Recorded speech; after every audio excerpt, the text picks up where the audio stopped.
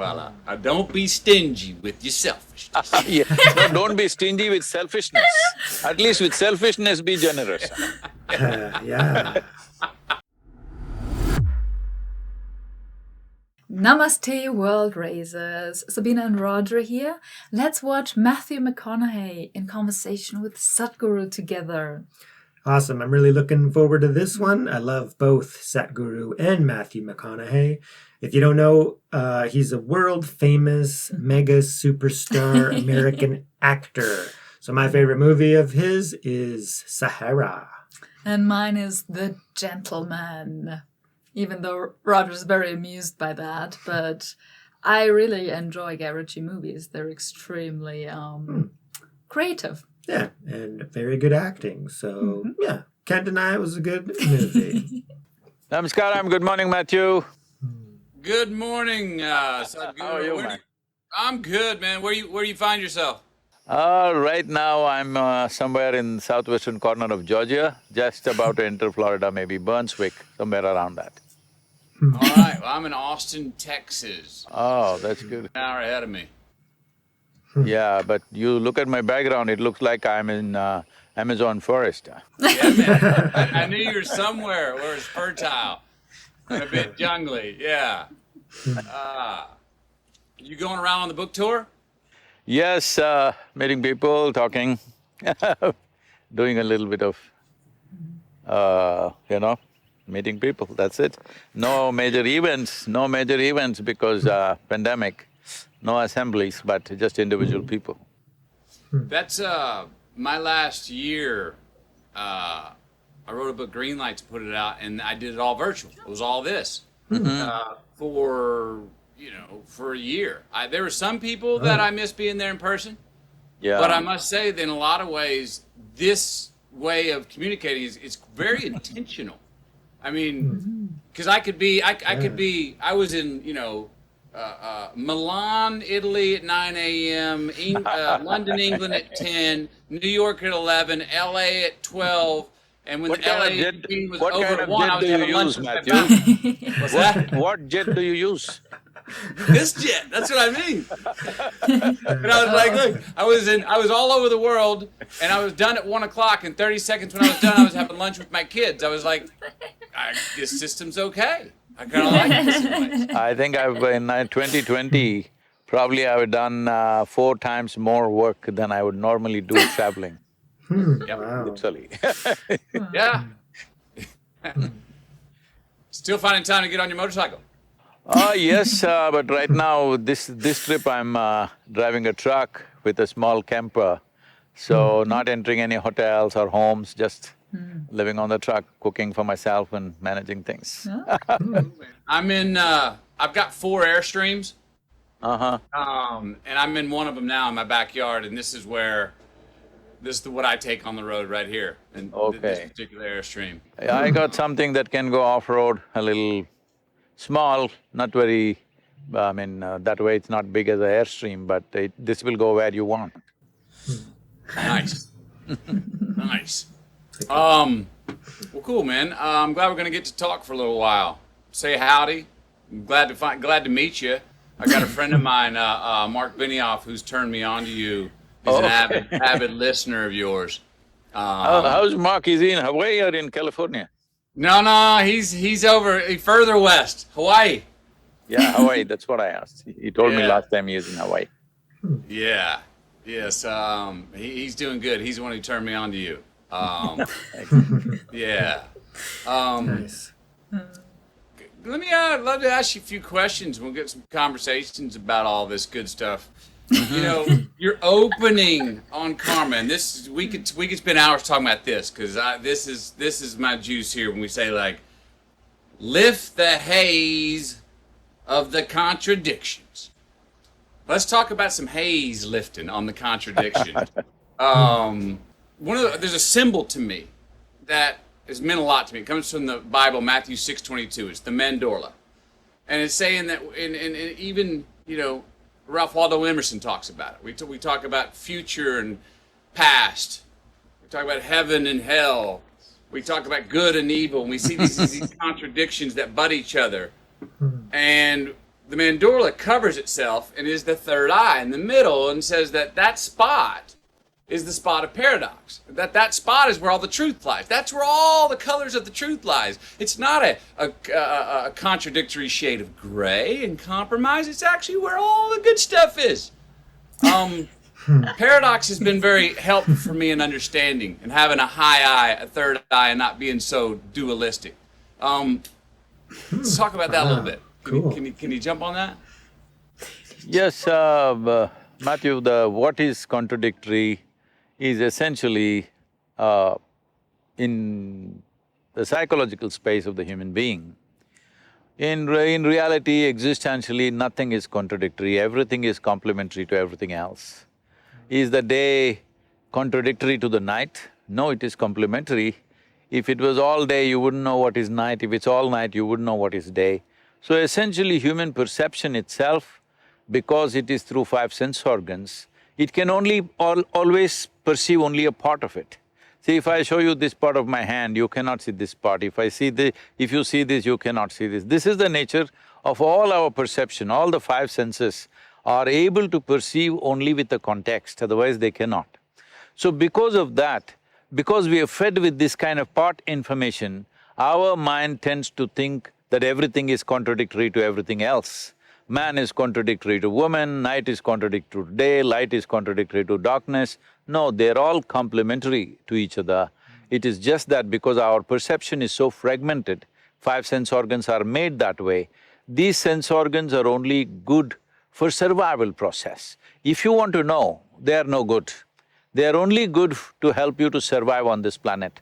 That you can do by perceiving things clearly through your sense perception. If you want to know life the way it is, if you want to know this phenomena of life the way it is, you have to go beyond your sense perception. In a way, the entire yogic science is all about this. Even the karma that we are talking about is all about this, because all the karmic inputs are in this sense, bits and pieces of information out of which we are trying to make something. This is like a child starting to, let us say, we give him a 1,000,000-piece jigsaw, he puts 4 pieces together and says, here I got it, this is a bear, all right? But there are 1,000,000 other pieces that you have never seen. So, looking at life in pieces through keyhole visions makes everything look like one is against the other. But in existentially, nothing against anything else, because as we sit here, see, that is your body, this is my body. This is my mind, that is your mind. What you call as my body, what I call as my body is what I have accumulated is my body, what you have accumulated is your body. What I have accumulated in impressions is my mind, what you have accumulated as impressions is your mind. But there is no such thing as my life and your life. This is a living cosmos. You have gathered a little bit, I have gathered a little bit, we're enjoying that. The privilege of creation is, the magnanimity of creation is that though we are really nothing in this existence, it has given us an individual experience, which is a tremendous, tremendous privilege. Unfortunately, human beings are not able to appreciate or understand this privilege. Though you are not even a speck of dust in this cosmos, you have an individual experience. You can look at it from your own end, as if you are a whole universe yourself. But if you take this individuality too seriously, everything will be contradictory. Once it's contradictory, as you get more invested in these contradictions, conflict is a natural outcome, you know. Yes, heard. You know, you said in your book, destiny is what you create for yourself, fate is when you fail to create your own destiny. I am a believer in responsibility. I heard that you don't drive through the red lights. I've run a few red lights. All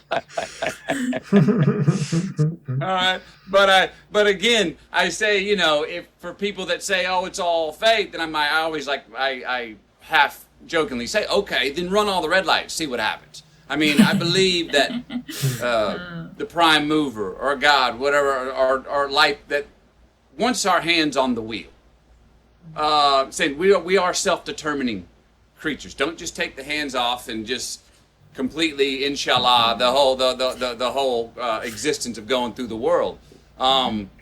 So there's a responsibility and fate, I think, and there's the fate of responsibility, and is that sort of what that line's saying? Destiny is what you create for yourself. Fate is when you fail to create your own destiny. That would be there's a fate of fate is a fact in waiting. Fate is a destiny unattended. You did not attend. You did not attend to certain aspects of your life. So they will go by the tendencies that exist within you or by the social situations that are happening around you. So if you allow outside situations to simply happen the way they happen, largely it'll happen to all of us reasonably the same way if you're living in the same place. But destiny means you take charge of it. And though many times we may not be able to change all the physical situations around us, still we can change the way we experience it. Nobody can stop us from that. What is your life is essentially the way you experience it. What is your life is not in terms of what you have around you. What your life really is the way you experience it. And the way you experience it, or whichever way you experience it, happens within you. What happens within you, if you don't take charge of that, I think it's a wasted life. Outside situations, not always governed by us, there are too many forces around us. Everything is not determined by us. What we have outside right now, we were talking about technology. Well, if you and me existed 500 years ago or 1,000 years ago, what we could do would have been very different. So what we are doing now, let us not take too much pride in what we are doing right now, because this is a consequence of the times in which we exist. If we did exist here at 10,000 years ago, I don't know if you would have found a cave in Austin, I would have found in India. So Yeah. Yes, would have been somewhere else doing it some other way. Yeah. So what we are doing is a consequence of times, but how we experience it is entirely ours. A caveman also, there were cavemen or cave women who were joyful and miserable. Today in 21st century, with all the conveniences, there are joyful and miserable people still, all right? So it is the way you experience is determined by you, not by the situations around you. Heard, thank you. You say this line, I love the… You've been reading the book. I haven't read it yet, I've been trying to open it, it never happened. Well, you haven't read your book, you don't need to, you wrote it. I actually just got this 2 days ago. I have not had time to read the whole thing, but I've gone through it and seen some nuggets that felt like lyrics that I like. Oh, I like that song. Okay, I hear that. And here's one of those. Karma is about shifting responsibility from heaven to yourself. In this, you become the maker of your own destiny. Now, you just talked on that, but I want to bring up an idea that's something, and my pastor tells me I'm pushing a big rock up a tall, steep hill with this idea I've got. But as a person who likes to play with words, I do as well, I believe that we should be, I'm trying to redefine the word selfish. That being more selfish is actually being more selfless. That being more selfless is actually being more selfish. That we have greater gratification, we have greater joy, we have greater gifts. The more selfish we are, the more individualistic. Now, I know that can go out of hand, and I don't mean when it's at the expense. I don't mean selfish at the expense of excluding a lot of people or making contradictions. Let's just pause. Okay. And acknowledge how wonderful this conversation is. Yeah, I think it's fantastic, right? So Matthew McConaughey, just his presence and his personality. Yeah, I love the way he speaks and expresses himself. He's like, heard, right? Yeah. He's got his own style. It's total Hollywood movie star-esque. Yeah, so, and that is, he's digging Sadhguru's book. It's fantastic, right? So another spiritual celebrity. Love these guys. And now he still has his pastor. He says his pastor. Oh, I didn't understand that. So his pastor is his the leader of his Christian church, right? Oh. So isn't that fantastic? We have a Christian, because his pastor said he's pushing a really big rock up a really steep hill. So I'm not too sure about Matthew McConaughey's mission or movement, but it sounds like he's, got a plan and a purpose for something. So we'll have to investigate more and find out about that. But just the fact that Christian, having a conversation with Sadhguru. So yeah, fantastic. So maybe the spiritual borders surrounding religions are going to slowly start to dissolve. And not in the sense that we need to have one world religion, right? I don't think that's the answer either, but we need to love one another, right? Yeah. Beyond borders and identities. So yeah, great conversation so far.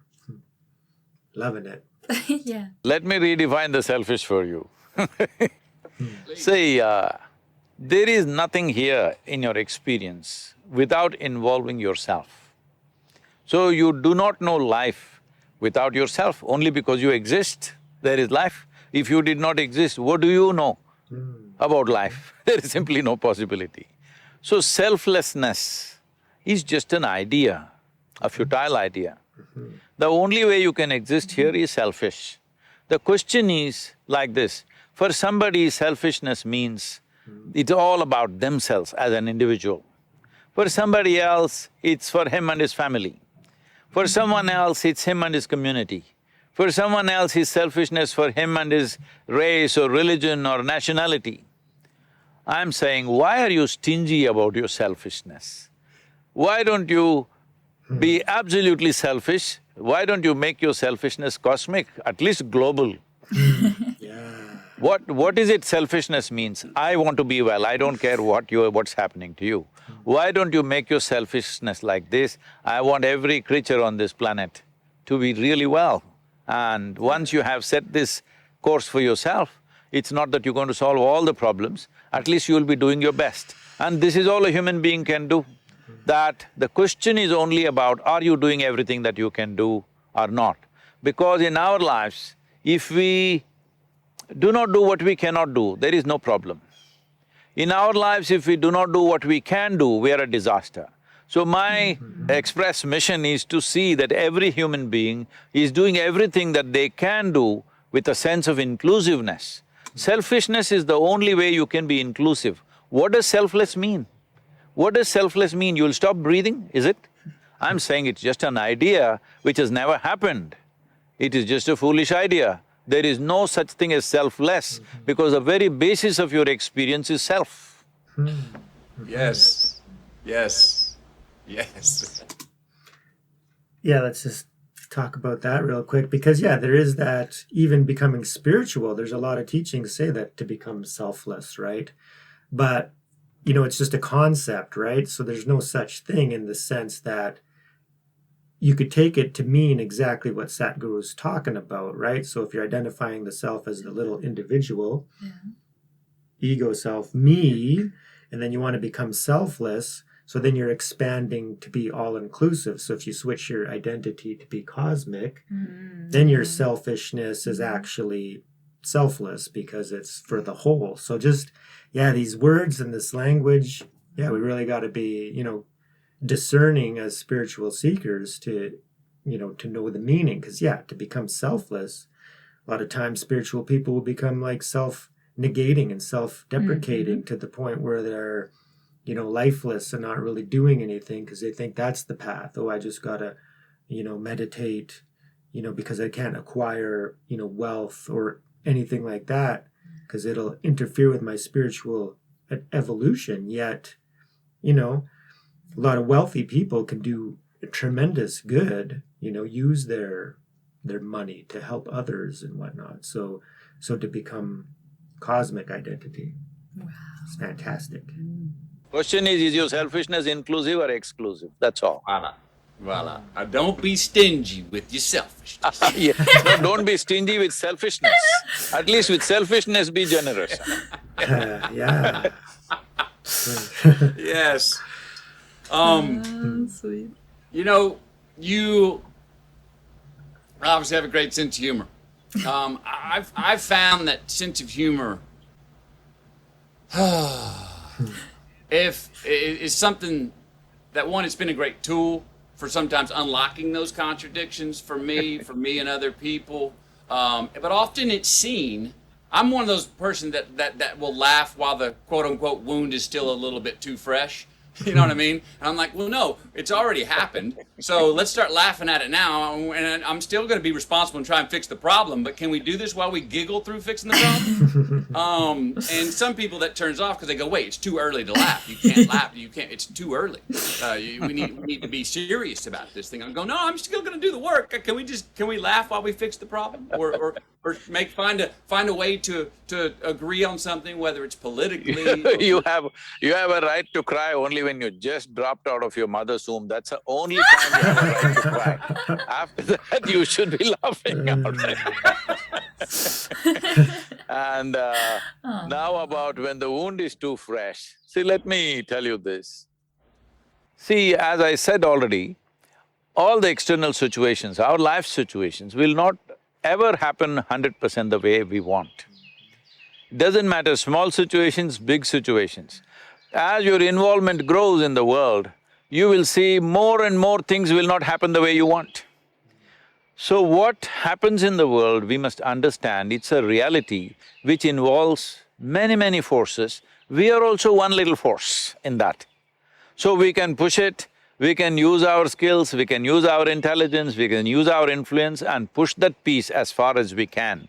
But there are too many pieces. It will never happen 100% your way or anybody's way, and I'm glad it is so, because if it all happened your way, where the hell do I go, huh? Little bit your way, little bit my way, little bit somebody's way, this is the way world is.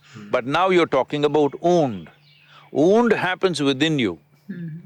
So this one space which you call as myself must happen 100% your way. If this is happening 100% your way, you will just see that what a joke it is, everything that happens around you and how ridiculously it can happen. So when you see this, it's not that you have to have a sense of humor, laughter is inevitable. When you're laughing within yourself, maybe words also come that way. I never thought I have a sense of humor. These days people are telling me, Sadhguru, you have such a sense of humor. Oh, I thought, oh, is that so? It's just that all the humors in my body are working well, that's all.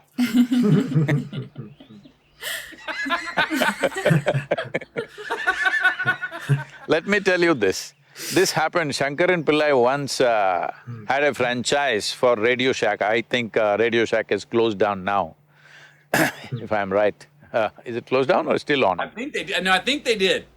Okay. I think you're correct. So he used to have a franchisee-ship for a Radio Shack. So one day he ordered a particular component. Looking at the catalog, he saw it is… he wanted a component which is 669 number, he ordered. And the component arrived after a few days. He looked at it and they had sent the wrong number. It was 966 they had sent. He wrote back to them and furious, you sent the wrong part. They said, just turn it around and see. Most of the time life is just that. You're seeing it one way and freaking, turn it around and see, you will laugh at the whole thing. Just flip it over, yes. Or say it back to front, what makes sense, the foot's on the other shoe. In writing my book, I noticed ways that I got what I wanted in life, ways I got what I was seeking. And I was very clear, even going into writing it, about, there have been many things where I've engineered the success, that I have set the goal, that I said where I wanted to go and went to it and attained it as a traveler. Okay? Set goals and go get them. But I was surprised at how many times that I've found and got what I wanted or succeeded when I was looking for what I did not know what the hell I was looking for. When I was like, I'm gonna go seek it. Those are the best times, huh? They're awesome. The one-way tickets, with no return ticket to go on a walkabout. Going, I don't know what I'm… You don't do walkabout in America, you need to go to Australia to do walkabout. I've done the walkabout in Australia. I've done the walkabout in Mali, Africa, and Peru, Of course. Fugamundi. Wow. Sweet. And those times, I got what I needed. But I didn't know what I was looking for. I just put myself in a position to get rid of all the frequencies that I was having in my Western world and my busy life. I wanted to go someplace where nobody knew my name, where I didn't speak the language, where time was going to run way too slow for me until I got on time. And then all of a sudden, realized that, oh, I feel the rhythms of this place. I'm enjoying my own company. Because those trips for me, the first 12 days, I do not enjoy my own company. Oh, we have. If you do not enjoy your own company, that means you're in bad company, obviously. Well, it takes 12 days. I had to. I think there's a value if you don't enjoy your own company to go. Oh, that's why I need to spend more time with myself then, so we can work it out. Because I'm the one person that I can't get rid of. So let's work this stuff out. Yay! But after about 12 days, on around the 16th day, around the 12th day, I have a breakthrough where I'm like, okay, I've shaken off my demons, I've pulled off my talismans, I'm a naked child. And that's when all of a sudden, boom, an answer comes, and I'm light, and I've shed certain guilt, and I'm present much, and I'm not looking around the bend to see what's coming. I'm not looking over my shoulder to judge where I've been. But I guess my point is, we're all, sometimes we don't know what we're looking for, but we go find it. You talk about seeking the unknown, but to put ourselves in a place, do you think there's a value about put yourself in a place so you can hear it, put yourself in a place so you can receive it? See, people keep coming to me and say, Sadhguru, please bless me, this should happen, that should happen. I tell them, see, my blessing is, may all your dreams not come true.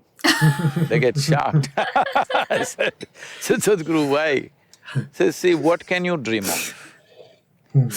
Right now, I don't know what you're drinking, suppose it's coffee. If you have had 1 cup of coffee, maybe you will dream of a barrel of coffee. If you have $1 million, maybe you'll think of $1 billion. I'm saying all your dreams are just exaggerations of what you already know. If you go like this, you're ensuring that nothing new ever happens to you. So my blessing is, may your dreams not come true. May things that you could never dream of happen to you. If you have to be an open possibility like this, it's very important that we understand, that is why karma is important. Karma means it's the bedrock of your memory.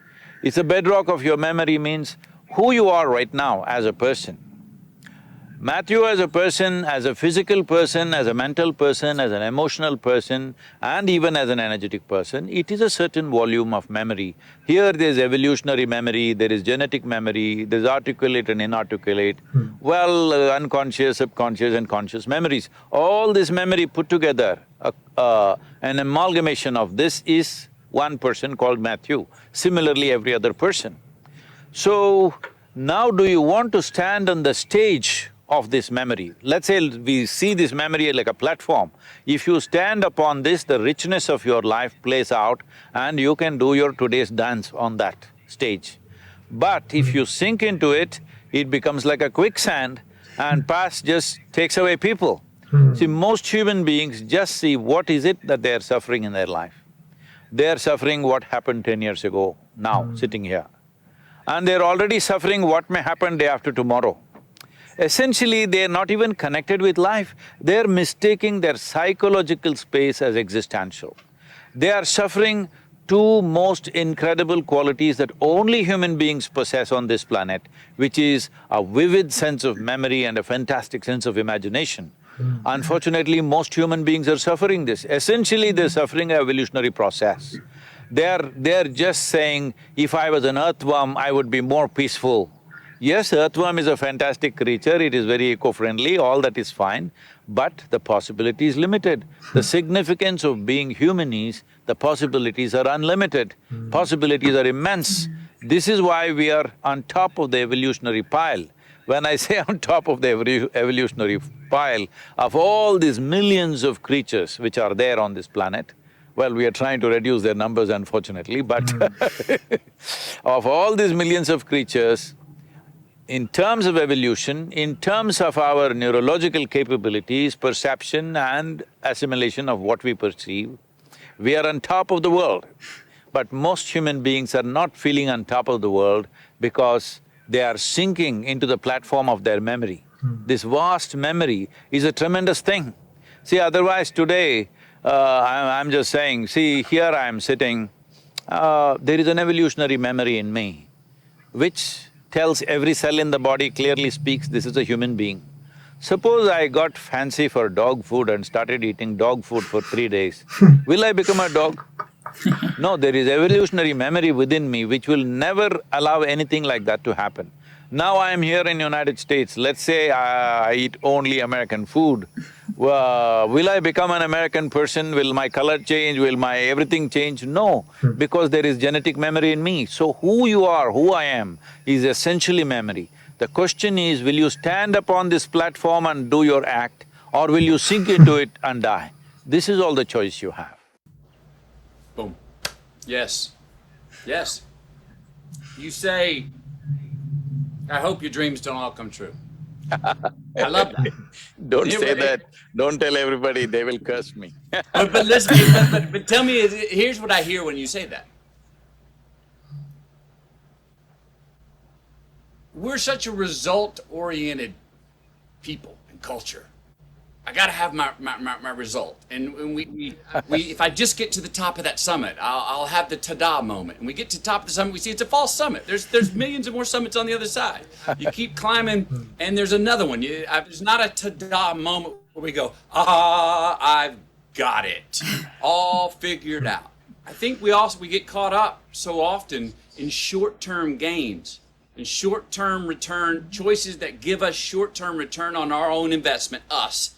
And we're not making choices that are going to buy us delayed gratification, not only longer in this life, but after we're gone, for our kids and our grandkids and our great-great-grandkids. So it's all a process, is what I'm hearing from that, and how I'm choosing to take that line. It's all a process. Enjoy the process. You do not ever get there.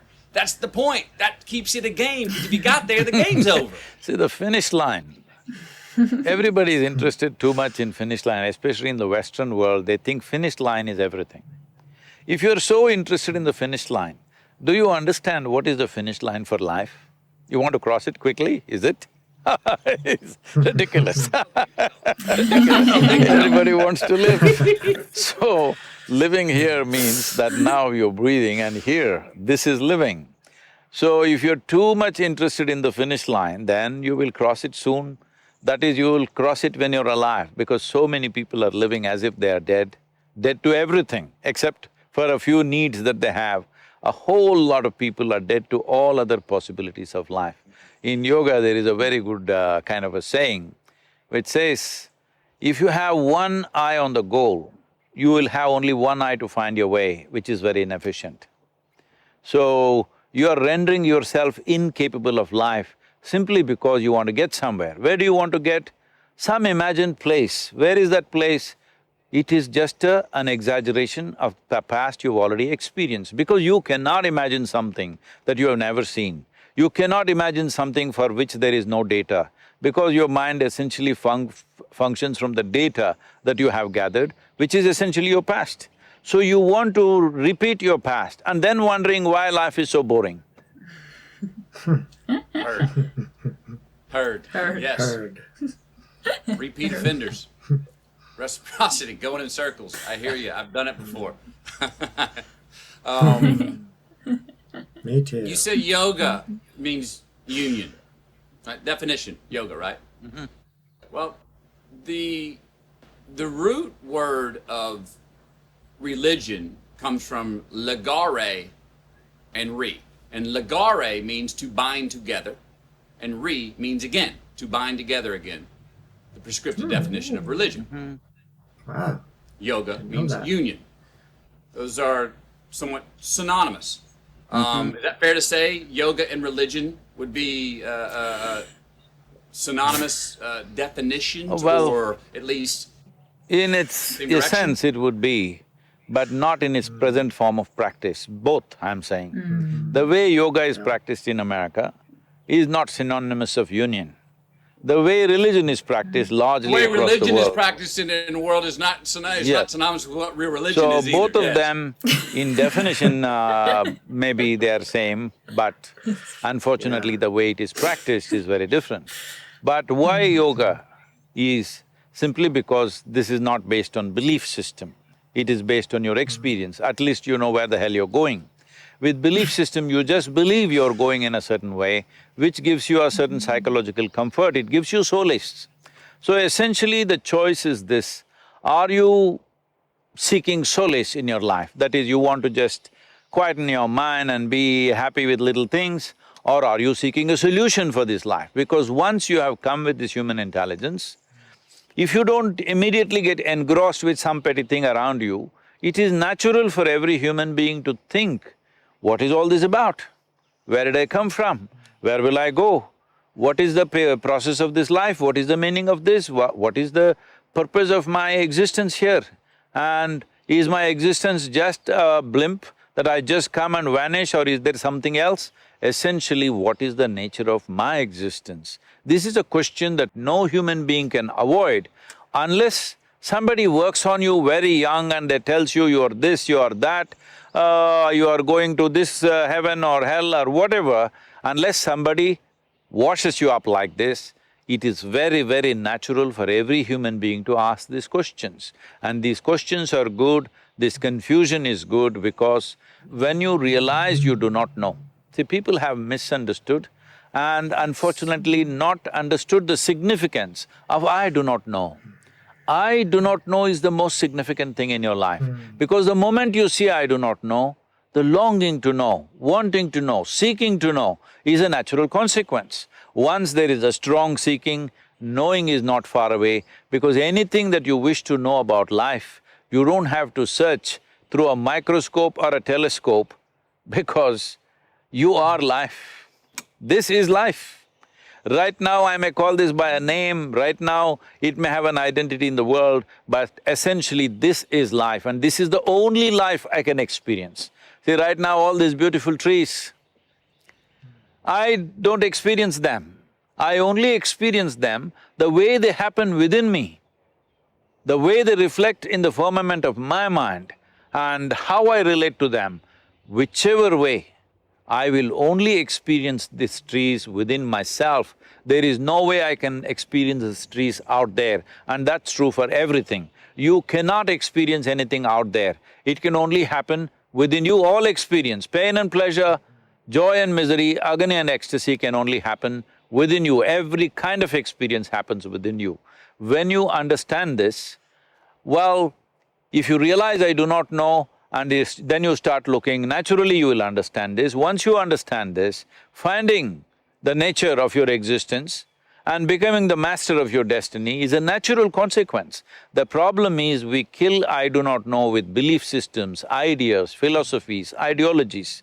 If you keep all these things aside, I think that's what in some way you did in your desert. I don't know which desert you went to. You didn't go to Kalahari, did you? No, I was Sahara and then West Texas. Let's stop here for part one. Yeah, fantastic. So I love this last little part, talking about that longing and that seeking, which is innate within all of us. Like it's the natural expression of, being alive. We have this curiosity even as children, right? We want answers to these big questions. And we have to admit that we don't know. We have to admit our own ignorance, that we don't know what's going on. So then we can explore and seek, and find out these answers by, looking within. And I love how he touched on, the ideologies and the philosophies, the belief systems, even the religion. And that's just a real habit in today's world where part of the culture and society and the religion and your family, right, where you're born into a belief system, a religion, and that just gets passed down. So then you're told what to believe. You're told that, okay, well, this is the religion, this is what we believe, this is the only way, and this is how you attain heaven and salvation, this is what we are. And so then you're fed these things, these imprints, and then you believe them because everybody else around you does.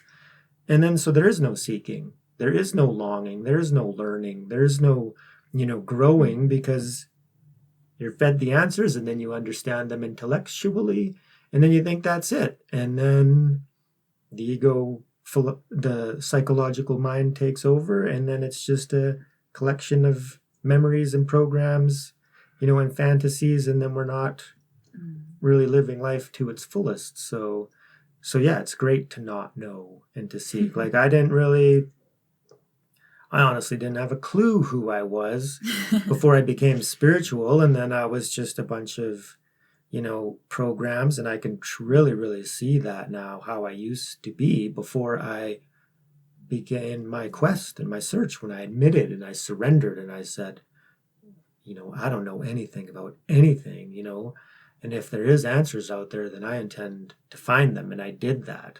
Prior to that, it was just habitual tendencies, delusions, a lot of negativity, clearly seen, like bitterness and anger, and just thinking that I'm a good person, but everybody else was mean to me and wrong. And, and now you just see it as, it's your karma pushing you towards, that point where you admit you don't know, and then true life really begins and starts when we begin to the quest for truth. So, great. Yeah, loved it. So this is fantastic conversation. Hope you're enjoying it as much as we are. So stick around. Part 2 is coming up.